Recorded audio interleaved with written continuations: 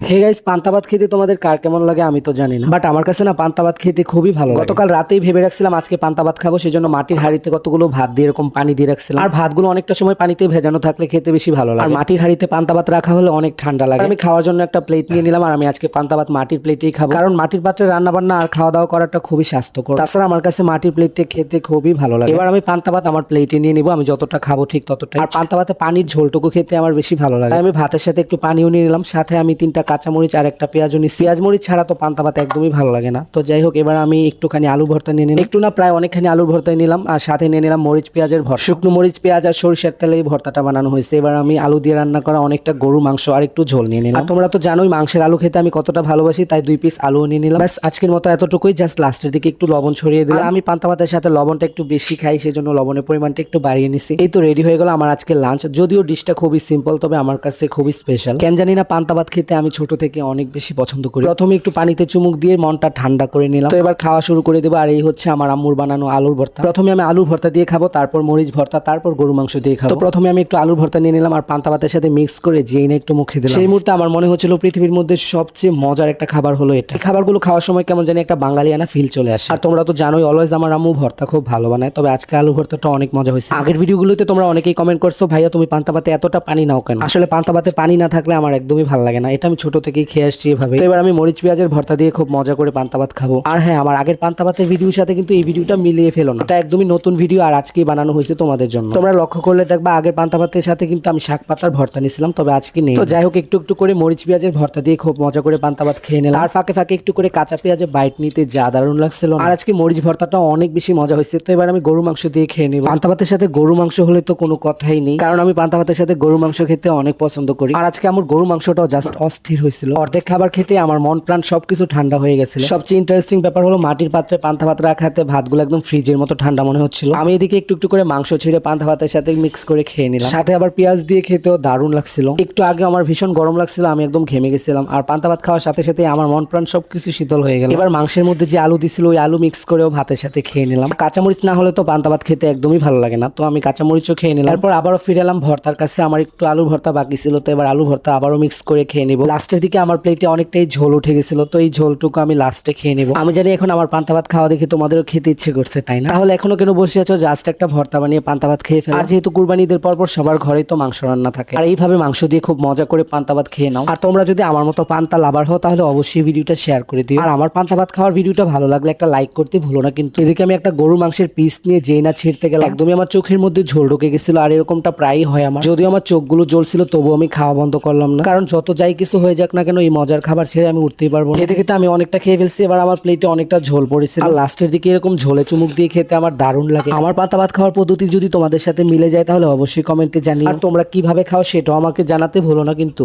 এমনিতে পান্তা ভাত খাওয়ার সময় যে একটা সাউন্ড হয় এটা আমার খুবই ভালো লাগে, তাই আজকে খাবারের ভিডিওতে খাওয়ার যে একটা সাউন্ড থাকে সেটা রাখার ট্রাই করছি আমি। বিশেষ করে পেঁয়াজ মরিচে কামড় দেওয়ার সময় খুবই সুন্দর একটা সাউন্ড হয়।